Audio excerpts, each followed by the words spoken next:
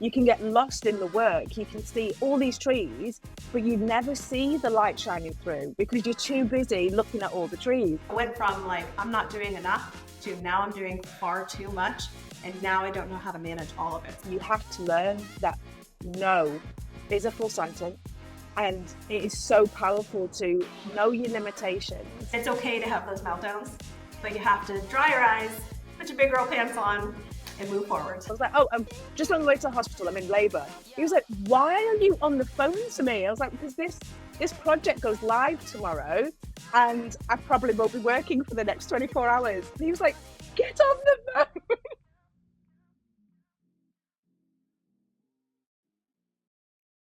Hello and welcome back to the Motivated Creative Podcast. Today we've got a really special guest. We've got Lauren Martin. Lauren is a visual storyteller. She's actually from Houston, Texas in the USA, but she's based now in Northern Ireland. Hey, how are you? Hey. Lauren is passionate about creating memorable visual stories. I will get that out. Today we're going to talk about having the strength to build a business that fits your lifestyle, even with the ups and downs of life and everything that goes on, and about building that resilience. So I think the obvious change, and we do have to address the obvious change here, is moving from Texas to Ireland. I can imagine that was a massive change for you in your lifestyle. Yeah, it was definitely on purpose. So many moons ago, I went to Queen's University and I studied social anthropology. And I had a great time here. I didn't really want to leave. Then kind of did the whole like what normal Americans do whenever they move over here. You know, they met a guy and then got involved and then we got married and I took him back to Texas and we started a family. But then like we realized that we weren't really going to work out, but we made the very mature decision that the better place to actually raise them was here. So nobody can understand it. My family didn't understand it. People here didn't understand it, but like I kind of saw where things were going. I was a school teacher at the time, so I kind of saw things like from the educational standpoint and what was ahead for my children with all of the, you know, the STAR testing, like the standardized testing that they do every year from like, say, I think the equivalency would be P4, I think, but it happens every year. And there's tons of pressure on them to do that. So it was that, plus there was kind of a rise in school shootings. And it was a lot, like there were just lots of red flags that way, where in Northern Ireland, things, I mean, everywhere has its own problems. But I just feel like here is much more family friendly. It's a lot more slow. It's a lot more welcoming to, you know, bridging that gap between, you know, school and home and all those things. So all those things were really important to me because obviously as a parent, all you want to do is raise your child the best that you can and hope for the best. And then, hope that they're safe. And I felt like staying there wasn't going to give me that. So decided to move here. And we haven't really looked back since. So my kids are absolutely thriving. So they love it here. I see them every day. You know, I see them, you know, school drop off and pick up and all of those things. And I don't think I could have done that as a teacher in Texas because like I was working like 12-hour days. Like I was, you know, not just, you know, head of my department, but I was also like, you know, in charge of this club and that club and like all these things. And so I was really involved in all of that, but I literally never saw them. So I would say the first 2 years of their lives, like I just, I saw them when I dropped them off at daycare and then I picked them up and they're, you know, it was like nearly 5-6 o'clock, like, you know, whenever I was picking them up and school ended at 3. And it was all like, oh, so much guilt, like so much guilt. So I'm so glad that I made that decision to move here. So yeah, like all of that kind of just started what I love to call my life pivot. And that is brilliant. I think so many people can resonate with that story, even though, you know, not everyone's moved country, but that story of working full time, not seeing your children and knowing there is another way and knowing that, you know, there is another opportunity to have another lifestyle. I know myself, I became self-employed because I can't, you know, I was in marketing. So, you know, I was working from 8 in the morning, sometimes till 8 at night. Well, I have personal experience with that. Husband is head of marketing for his company. Like he's literally working all the time. Like last night was on a call for an hour and a half that started at like 9. Like, like it just never stops. Yeah, 100%. And this is it. And there's a lot of us that are like in corporate, and then we have children. And yeah, we can, get after school care and before school and aftercare and all that sort of stuff. And we can do the clubs and everything. But you get to a point where you're like, I haven't seen them this week. I haven't seen them. I don't actually, I've kissed them goodnight. I might have had dinner with them maybe, but I haven't actually sat down and had a conversation with my children this week. And it's quite heartbreaking for a mum to sort of sit there and think, oh my God, I've not actually spent any quality time with my children this week. I mean, Saturdays are normally like running around, doing the cleaning, doing the cooking, trying to get the food. So you, again, don't spend any time with them, do you? Definitely. But like whenever I decided to do all of this, like it was hard.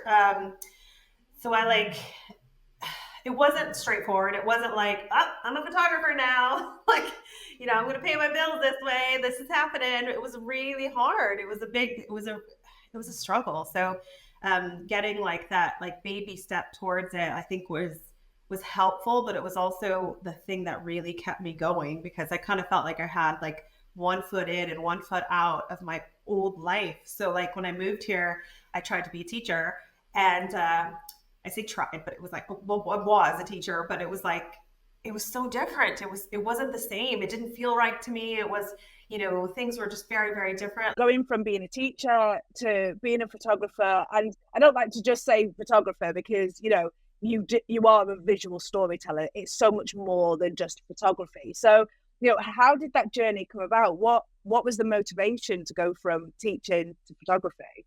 I was doing photography back home as like a hobby, as like a side thing. It was something that like I literally thought I would never be able to do full time because it was like I didn't know if there was any money in it. I just saw like there was always some like, photographer influencer going, "Hey guys, here's my camera. Here I'm like loving this life over here." And like, yeah, I look great, but I was like, but how does that actually work? How did they do that? Are they actually doing it or are they just faking it? So I just kind of like kept it in my back pocket. And then whenever I moved here and I noticed that things weren't really working out, and then I met my husband, who's a marketer, and like he like really just was kind of fed up with me feeling like I was never going to get there. Like I was never going to have a life that I was actually happy with because he knew that I didn't love teaching. He knew that it just wasn't right for me and that I was always complaining about it. It was probably just my complaining that like helped him go like, just do it.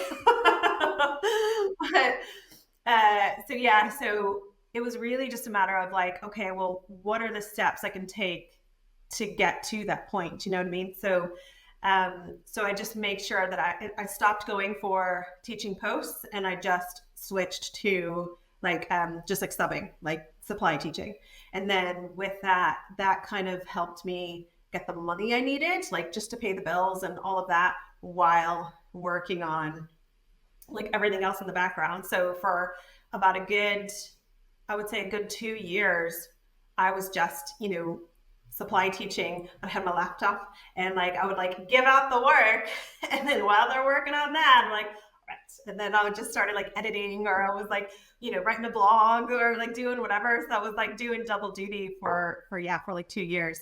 And my husband loves to remind me that I nearly quit my journey to photography about 200 times because like it's so hard. It's so hard when you're working really hard towards something and you don't really see like it's almost like you've got your goal and you know where you are, but you don't see like the tiny steps that you're taking to get there. So it's a bit like you don't see it's that forest for the trees situation where it's like I just don't see it. I'm not there. Where's my influencer life? Where is all this like mad money where they're all talking about making 6 figures, doing weddings and all this stuff? And I was like, it's not happening. This is never going to happen for me. But it was like such a gradual thing. And then the more photography, like clients I got and gigs and all of that stuff, the more I did that, the fewer supply days I needed to do to like make ends meet, you know? So then it was like, oh, okay. And then it got to the point where I was just supply teaching to get more money, like just to get extra money. And so it was more about like, okay, now I can pay bills with well, bare minimum. I'm not gonna lie, like bare minimum. So it was like I could do groceries and electric and these things with this, you know, with photography. But if I want extra money, if I want to like go shopping, or if I want to like, you know, save money for, I don't know, something to be done to the house or whatever, like I'm gonna do some supply days over here. And then it all kind of like worked out that way. So it took a long time. It took such a long time. Do you know what I love is the fact that you accept the ups and downs in that journey. And I know it's taken you a while to get there, but you're looking at that journey, you accept that it was ups and downs. And there are so many people like yourself that sort of go, I want that. I want that lifestyle. I see that lifestyle. You know, I see these people doing it. If they can do it, I can do it. And then it doesn't happen in a month, and you think, oh my God, like what's wrong with me? Why aren't I doing it as quickly as everybody else? And there's that. You sort of start comparing yourself, don't you, to the people that you see that are living the lifestyle that you want. You sort of start comparing yourself, and it can get in your head. It can really get in your head. Comparison is so dangerous. Honestly, it's so awful because like you're wanting to like you want to do what you know you're the ones who are inspiring you. You like you want to see what they're doing. You want to like oh like okay, well that's a new goal. I like that. But at the same time, like you need to put like blinders on. Like you need to be like a horse, you know, and like just kind of stay in your own path and just know only what you're doing because like honestly, what they're doing could be fake, it could not be real.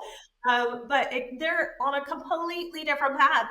They have already been where you are. They've already been there. They've already quit 100 times, you know, like you did. Like they've already like they're at a different level for a reason. Like, like I really couldn't understand that, and like that's why I quit so many times. I was like, I think it was like at the end of every month when I didn't have any money, and I felt like, you know, like I was doing all this work.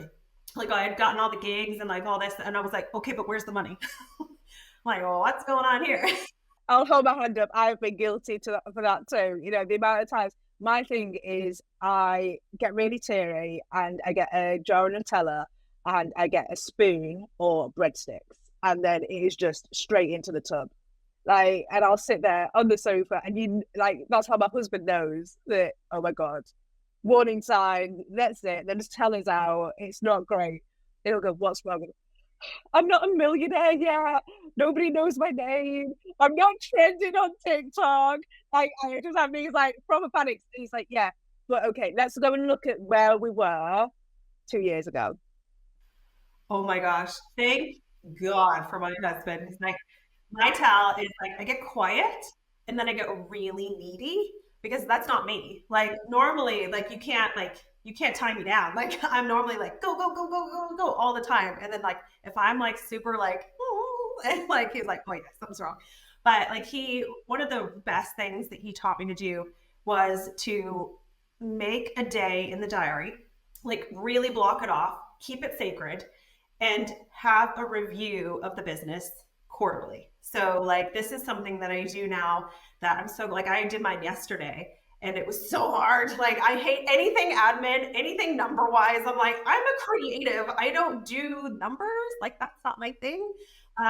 It forces me to look at where things are. So like like the first couple of times that we did it, like he had to like force me to look at the numbers and go like you literally doubled from last year on this month, like from where you are. Like, do you know what I mean? Like, so like 2 years ago, it was this number. And then the next year it doubled. And then the next year it doubled again. He was like, why are you not celebrating this? And I'm like, because I'm not rich yet. Like, like those are numbers that are doubling, but they're not like big money numbers. So there's a problem there. But like, it's really just giving yourself a break. Like you have to actually celebrate. And it's so like people say all the time, celebrate the win, like even the small ones, the small wins. But like genuinely, if you don't, nobody else will, first of all. Like when you're in your small business, nobody's there going like, good job, guys. Like, because it's just you. Like it's so hard.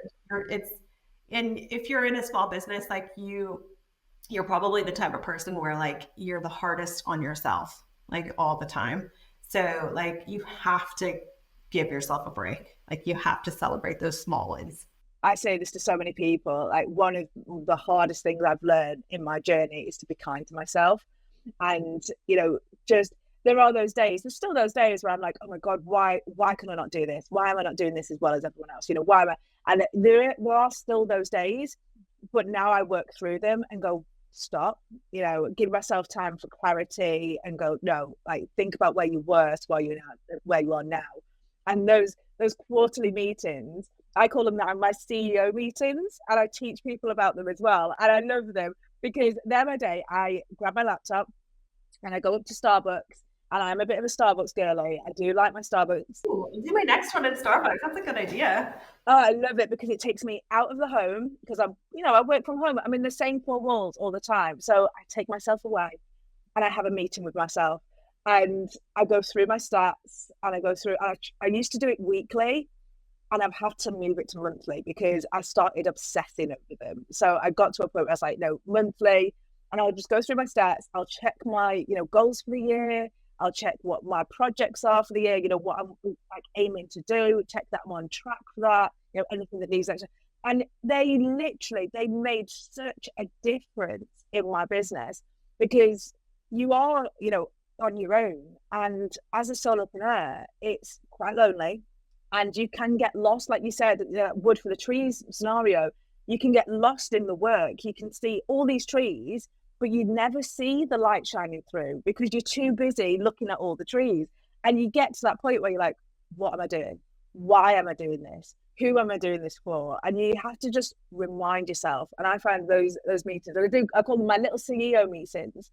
And I get myself a Starbucks, and I actually treat myself to a Starbucks cake as well, because, like, little CEO moment. yeah, 100%. Like, I am going to celebrate the fact that I'm doing admin and I'm not crying. So we're going to have a cake with this. Like, 100%. But it just shows as well, the absolute resilience in the fact that how many times have you wanted to quit and you haven't? You've powered through. And yes, it's, having support is that extra bonus.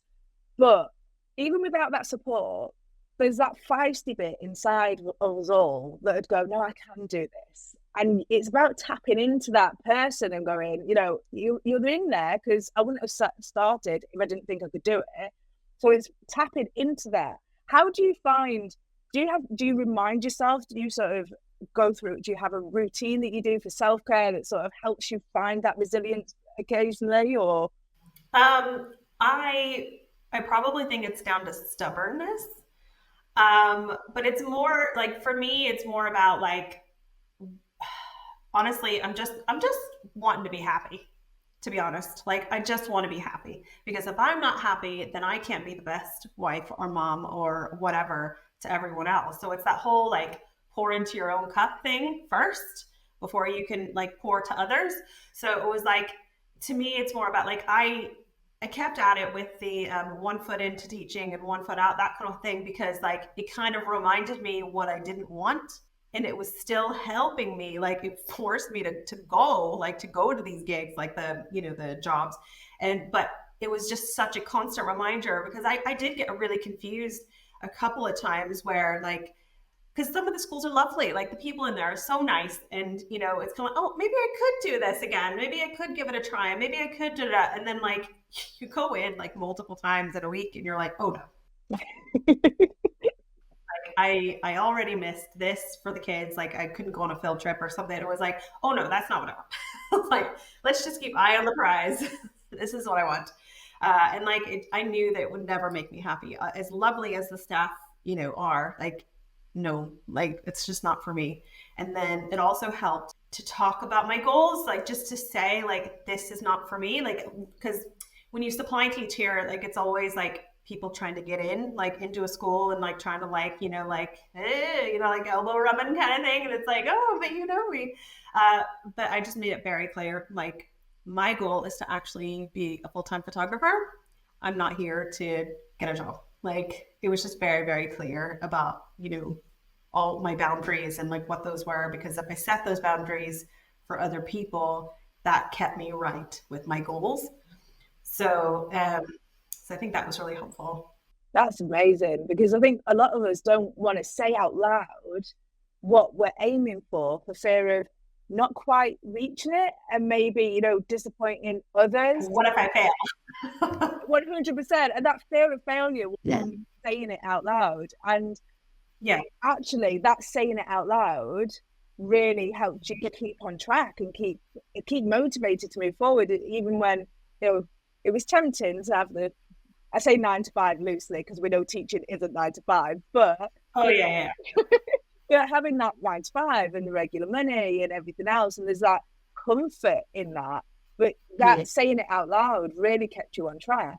Oh, definitely, definitely. Because I went through so many lists of why I should go back to teaching. Because I genuinely love kids. I love children. I love interacting. I think my favorite thing about both of those things was that no day was ever the same. And I loved constantly being stimulated. And I was like, oh, but then if I did teaching, then I wouldn't have to worry about, their financial books. I wouldn't have to worry about answering their phones. I wouldn't have to worry about answering their, all the emails that come through to the whole school. It's I've got my one job. I only have this responsibility, and then I can walk away at the end of the day. And I think it was really hard for me to get over the fact that just because I had a small business didn't mean that I had to be a small business owner 24/7. That was really hard. So in the first, I would say year or so, I never stopped. Any message that came through, an inquiry or anything, I was ah! I just jumped on it. And then and then if I was tagged and somebody was looking for a photographer for this or that, whatever, and I was tagged, I was yes, I'll do it. But then I was but wait, no. I need to stop. I don't need to answer that email right now. I can do it tomorrow. Or, it's just things like that. So it's allowing yourself to find, I don't want to say balance, because let's face it, there's no such thing as work-life balance, whether you're 9 to 5 or whether you're a small business owner. It does not matter. There is no such thing. I don't care what you say. You're never going to convince me otherwise. There's no such thing as balance. You are absolutely preaching to the choir with that one, because I literally said to somebody the other day, so it's actually my kind of adopted daughter. She came into my life when she was 14, and she's now 30, and she's so amazing, and she now has kids and everything. And she has these moments where she's I'm not doing enough, the house isn't tidy. I was look, if you were doing well at work and the kids are happy, your house is going to be a mess. If you're doing well at work and the house is tidy, the kids are going to be unhappy. There's something at some point has to give, and that's fine. So if you need a tidy house, get someone in to do it. If you want the kids to be happy, you spend time with the kids and don't worry about work, whatever scenario, but something's got to give. And I think a lot of us start our own businesses, we start our creative businesses with this ideal, we've been told that, working in 9 to 5 won't give you a life balance, a work-life balance. But if you work for yourself, you're more likely to get it. And I found the exact opposite. I ended up working more hours when I was running my own business. I actually had staff and everything. And, even managing the staff, that was a full-time job in itself. And I had went from sort of trying to work in a business to work for myself, and then ended up having less time with my children, having, less. So I had to scale back, because I got to this point where I was answering phone calls at 3-4 o'clock in the morning, because, clients and I were in different time zones, and I'm answering the phone, and my husband's what are you doing? Are you awake? I would never be awake at 3 a.m. I remember I was in labor. I was in the car, in the passenger seat of the car, in labor. My husband's driving. I had my laptop open on my knee, and I was on the phone to a client. It was so bad. And my client was what's going on? Because he could obviously hear, we're on the road and everything else. I was oh, I'm just on the way to the hospital. I'm in labor. He was why are you on the phone to me? I was because this project goes live tomorrow, and I probably won't be working for the next 24 hours. And he was get on the phone. He really shouted at me. But you do have this pressure. I had this, oh my God, this whole pressure of having to be all things to all people all the time. And I think that pressure of that literally got me to the point. I actually ended up from that business, I ended up in a massive burnout. And from there, it's taken me this long to realize that actually If I don't answer an email today, it's still going to be there tomorrow. I'll get round to it. It'll be fine. But at that time, I had this such pressure to be the best mum, the best wife, the best business owner, for all of my clients to be happy. And I think a lot of that came from what I saw on social media. I saw in business books, all these people are like, yeah, get up at 4 o'clock in the morning, do your workout, go and do this, go and do that, all this other stuff. So I tried to do it all, but that's just not me. It's just not me. It ruined my creativity 100%. Yeah. Yeah. No, like some days, like I just had to accept, like some days my house is immaculate. Put it on Instagram. The next day, or even later that day, it'll be a hot mess.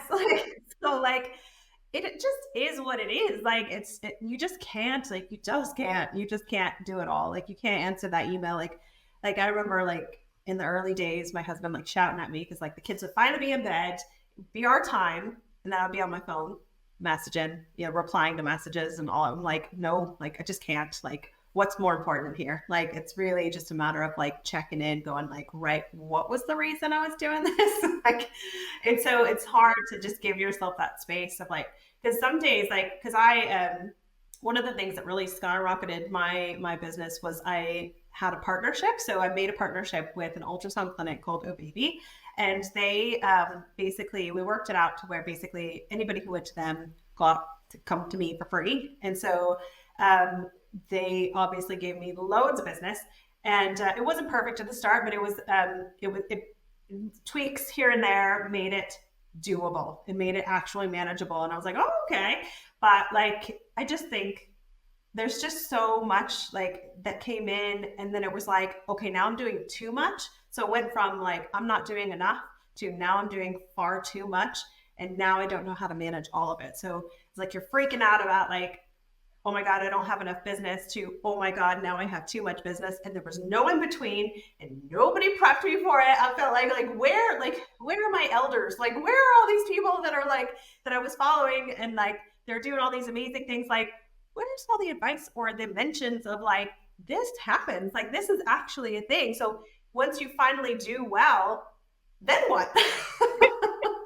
And then it became too much. And I was like, but I mean, I don't want to complain that there's too much work. Like, oh my God, my business is doing amazing. Or like, I'm the worst. Yeah. I had the worst life. No, but it was just far too much. But then like, I did really feel like I was starting to burn out. And then I was like, you know what?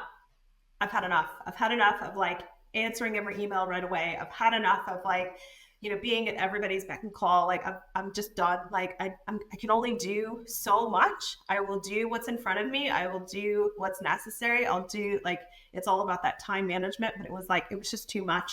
And then I started allowing myself those times where like, okay, I'm feeling overwhelmed right now. I'm going to go watch Bridgerton.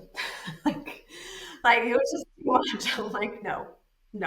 Or like my phone will be going off like crazy because somebody is desperate to get their newborn session in when they know fine rightly that they should have contacted me months ago. But like it's all those things where like, I'm sorry, like your emergency is not my emergency. And like, I get that, like, I want to help you, but at the same time, I need to save myself. Like, so it's just having that, like, you want to be helpful, but at the same time, you still have to make sure that you're taking care of yourself. And it's so, so important. I think the hardest thing to learn is it's okay to say no.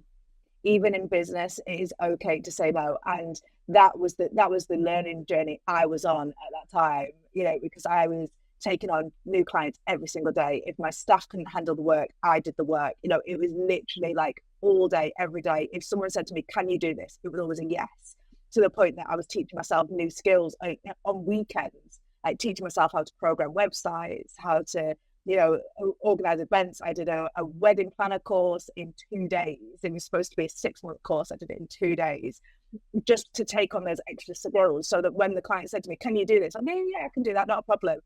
And it got to the point where you have to learn that no is a full sentence. No doesn't need to be justified. And it is so powerful to know your limitations and be aware of them, not in a bad way, not to be sort of going, oh, well, I can't handle it, but being able to say, no, I don't want to handle it. I want to handle it. I want to thrive, not survive.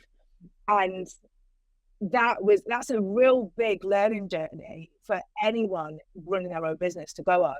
Did you find that did your husband help you in that? Was that something that you did through like independent learning, or was that something you just got to the end of your tether and just went, now I've had enough, that's done? End of my tether.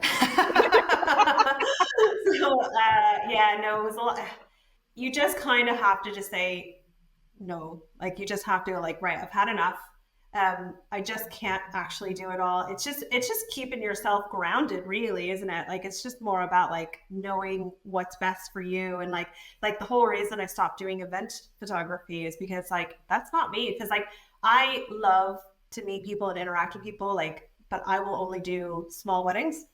I won't do big shebang, like all out, all singing and dancing weddings because it's too much. Like mentally, it's too much for me. Physically, it's too much for me. On your feet the whole time, and then you've got the kids when you get home, and then you've got school runs the next morning when you've been out since 12 o'clock, and it was like, oh no, no, no, no, like that's not for me. And then making those adjustments, and it's okay. It is okay to make those adjustments and say, I don't want to offer that service, but here are some people that can help you.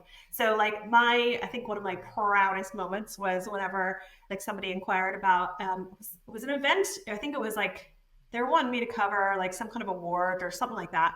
And it was like a really long day for very little money. And I was like, oh no, no, no. And like, but I remember like, you know, the girl 2 years ago would have been like, oh yeah, totally. Like I will work all day long for 100 pounds. Like that, yeah, sure. But like telling them no. But also I gave them a reality check of like, nobody's going to do it for that little money. Sorry. Like that's actually no, like you may as well get somebody to do it with the phone because that's not okay. But I was so proud of myself for just saying no. And then there was another one that came up about like, gosh, I can't remember what I think it was like a family shoot, which I love. Like that's my jam. Family sessions are my jam, especially outdoors. But there were details in that inquiry that was like, oh no, that's not going to work for me. And just saying no, just saying like, oh no, I'm sorry, I can't do that. But here's somebody else who can do it. Like, I respect her work and like da da da, and like she's really really nice and like she's gonna be a great fit for you. Here you go. So just passing along work like that was like a moment for me. I'm like, oh, like saying no, like, and then I was so glad I said no because it was something in the details of like getting there and like having to like shift the kids, and it was going to be really complicated for me. Like even though I wanted to do it, it was going to be difficult on everybody else.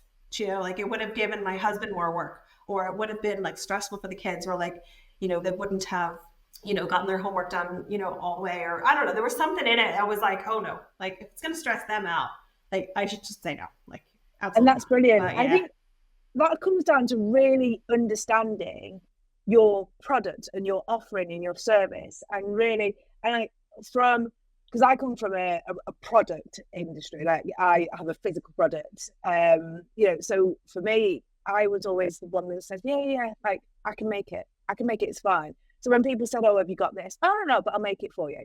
And from like especially when I started doing my candles, and people were like, oh, can you do me one for an event? Like, yeah, but actually I'm saying yes to people, but it takes me 3 or 4 months to test these products to make sure they're safe for me, and I'm only making you 100, and you're paying me for the 100, but you're not paying me for the 3 months of testing I'm going to have to do to get it. And it wasn't until I started getting really clear on what my product was, what my business was, what I wanted to offer, what I was able to offer, and what I was happy to offer, that I really found confidence in my business and myself in that business. And I think there's a lot of people out there that, we've all done it right at the beginning where you say yes because it's money coming in. And at that point, you'll say yes to everything. But I think you get to a certain point, and I think for me, it was about the 18-month mark when I got to that point where I was like, no, if I'm saying yes to you, I'm saying no to something else that actually might be better suited for me. So I can't keep saying yes to you. And it's a real sort of progression in the business. It's almost like your business goes to the next level when you start getting really clear on that. Is that something that is it something you consciously did, or did you sort of sit down and go, this is what I want to offer? Or was it something that you sort of evolved into? I think it's with those like checks, that really help me see like what's going well and then focus on those. And then when I got to like, so now I primarily do like newborns, but because of that partnership that I had, and it was actually something that I was really nervous to say yes to that project or the collaboration, because I wasn't overly confident in my newborn sessions. Like I didn't feel like I personally could justify charging X amount, for this session, because I didn't feel like I was as good as my neighbor, or do you know what I mean? Like, so, and then once I got going and I got more practice, it didn't take long because there was so much work. But like once I really got going, and even my husband was like, "Oh my God, like you're doing really well. Like you're like the work, like there's such a huge difference between, where it was." And not that it was bad before. He was trying to be really like diplomatic about it. But not that it wasn't bad, like it wasn't bad before, but like now it's like it's definitely a very clear style and a very clear, visual here. And he was like, "So are you gonna, up your price on, your newborn sessions?" And I was like, "Oh no, I'm not ready. I'm not ready. I'm not ready." So you have to like get there first, like mentally, before you can feel confident in saying like, actually, this is how much, I'm going to charge. And then it's just making those adjustments where giving yourself value is so important. Like, it took me a long time. Like I also offer like lifestyle newborn sessions where I go to their home. And that's a long time. Like a lot of times, like they would be like living out in the country where it would cost me, fuel to get out there. And then it would take me a good half hour or so, like 45 minutes to even get to their house. And so it's a lot of time, like, and all of that. And I didn't charge for that time or the fuel or anything like that. And I was like, wait a minute, like one lifestyle session, which takes about an hour, is taking me all day because I have to like get fuel and I have to drive over and I have to drive back. And it was all like, hang on a minute, like that's not okay. So now, like for me, it was kind of like a key moment to be like, well, actually, like when the next inquiry came in for a lifestyle newborn session, I was like, well, there's also a travel fee. Here's the travel fee. You're more than happy, then let's do it. But like, I'm just being clear, like it's just covering travel costs. I try to make sure that any additional costs, I just try to be sensible, because I always try to keep like moms in mind that are like me, where like I want these things, because like the service that I provide, I'm very aware of that. Like it is not necessary to get family photos or newborn photos or anything like that. Like it's okay to like, you can pass on me, like that's fine. But I also know, like as a mom, like I know how important these are. Like I literally have a family session booked with the girl who did our wedding photos tomorrow. Like we're having family photos done tomorrow. I'm paying somebody else to do what I do, which I could technically do myself for free. But I know how important it is to be in the photos. Like I know how important it is like to have that full experience, because the family session itself like is the memory. Like the family session is like you interacting with your kids and your family. And like, so I know how important it is. But I also know I'm not going to like pay an arm and a leg. So like I try to like level it out and keep my client is me, basically. Like my client is like, I know exactly who my client is, and that definitely helps with like pricing and like all of those things. So like I try to like say like I'm really fed up with, I don't know, something that's happening in the business, and I want to charge extra for it, but then I have to go like, okay, well, mom hat, would I pay for that? Like would I be okay? Would that be justified to me? I can't just be like all of a sudden get a big head and like, I'm sorry, do you know who I am? Like you're so lucky to have me in front of you. No, I would never do that. Never do that. So it's just about like keeping grounded, but also keeping yourself in mind as a business owner, if that makes sense. So like trying to find that balance. So like I don't think I'm the only one out there who feels like their client is someone like themselves.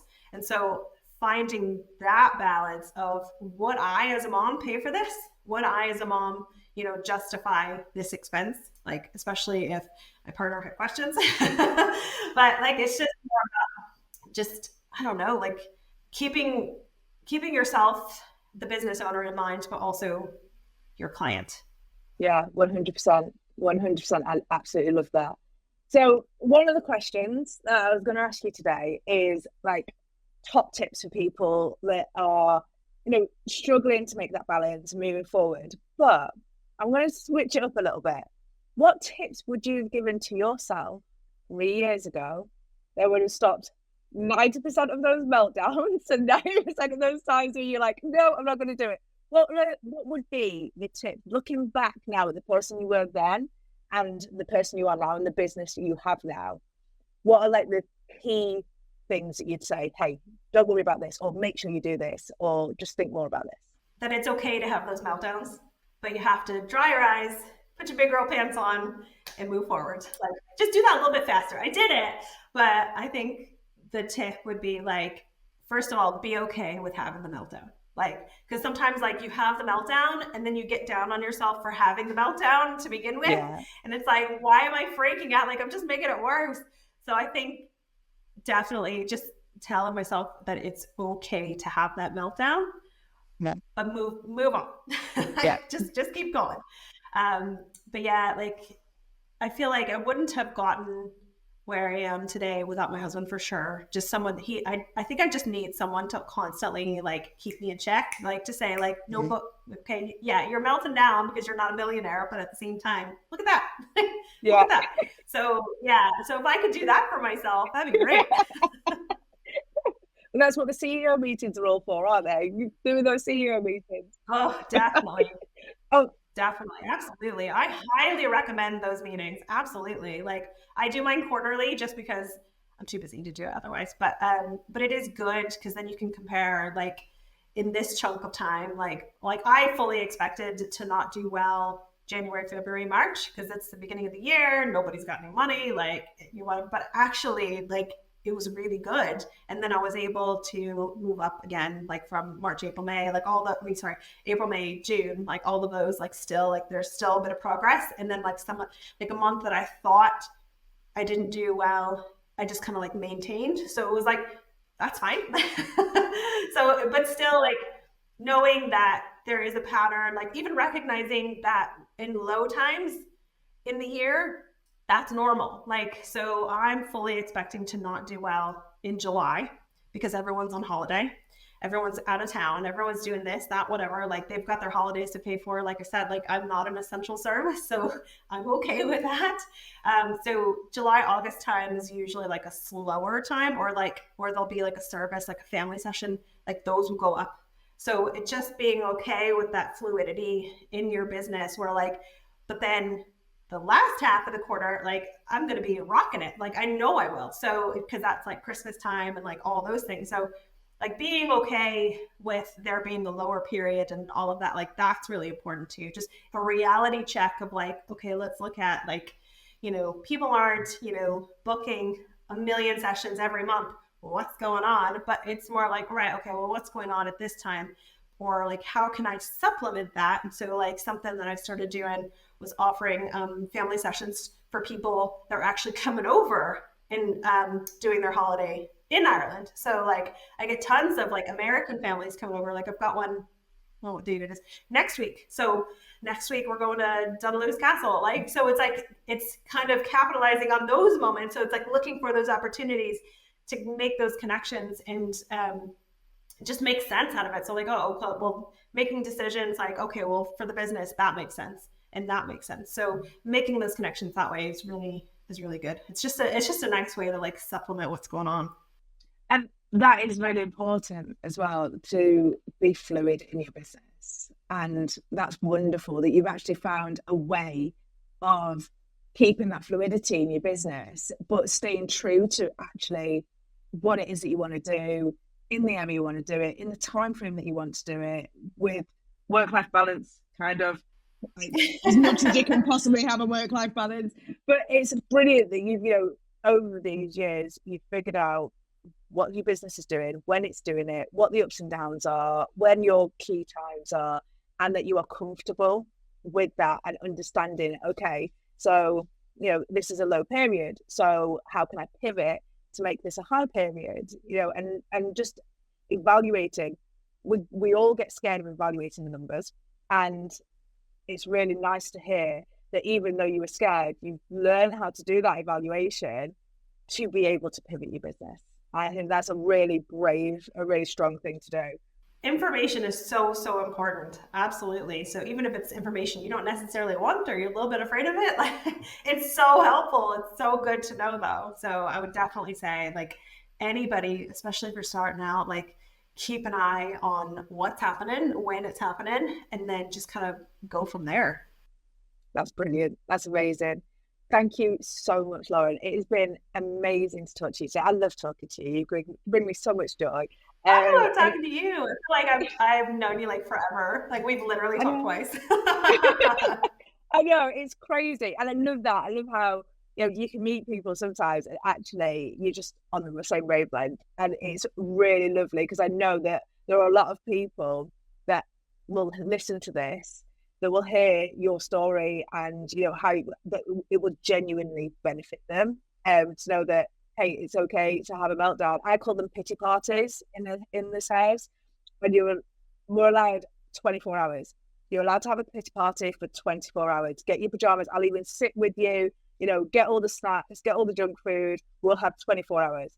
Then you'll get up, you'll get a shower, you'll put yourself together, you'll get ready for the day, and you'll go out and smash it. And that's like the rule that we have. So it's nice to hear that, somebody else is allowing that process, because I think we all need it sometimes. It's cathartic, just all a part of it, honestly. Like the breakdowns, like that is all a part of it. Like feeling like you're never going to make it, you're never going to be able to do it. It's what you do after that is essential. So like that's how like businesses fold all the time. Like I feel like, because like especially with photography, I feel like people don't really make it very long because it is hard. It's so hard. But like, it's what you do after that. It's what you do. Are you getting the information you need to make those adjustments? And, like once you have that meltdown, what do you do next? Do you like abandon ship, or do you look at the situation and make adjustments? So it's so key. I love that. Literally as we're talking, I'm a Frozen mum. So all of my kids have absolutely loved Frozen. And this song in Frozen 2, Take the Next Right Step. And every time I hear it, it resonates with me. I don't know why. It's not the best song in the show, but it just resonates with me. And it's that I don't know what to do next. I don't know where to go. I don't know what to do. So if I just take that one step forward, I'm progressing each day. And sometimes it's about that. It's those little steps. Just take the next step and see what happens from there. And then evaluate and take the next step and just go.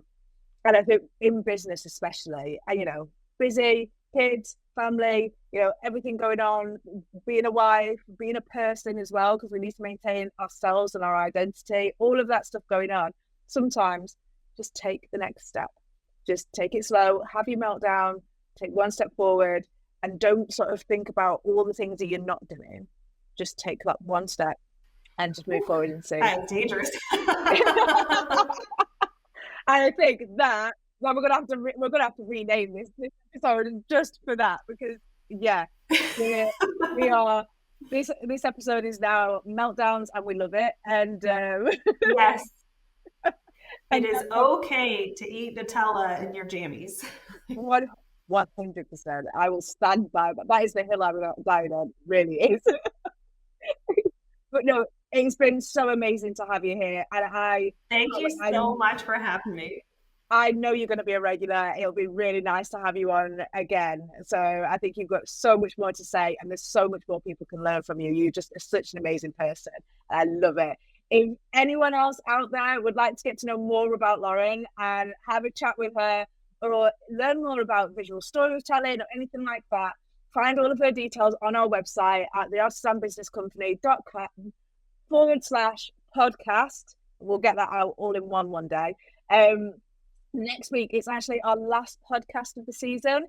So come with us on a journey through our best bites while we compile all the best advice for the season. And then series 2 is going to start on the 5th of December, just to make sure you've got an alarm set so you can join me and more of our amazing guests, all talking about how to grow your small business into something amazing. Take care. The Motivated Creative Podcast is brought to you today by the Artisan Business Company. If you enjoyed today's show, please leave a review and share it with your friends. Your support helps us reach and help more creative entrepreneurs just like you. Don't forget to follow us on the Instagram at Artisan Business Company for updates and behind the scenes content. Until next time, keep creating and stay motivated.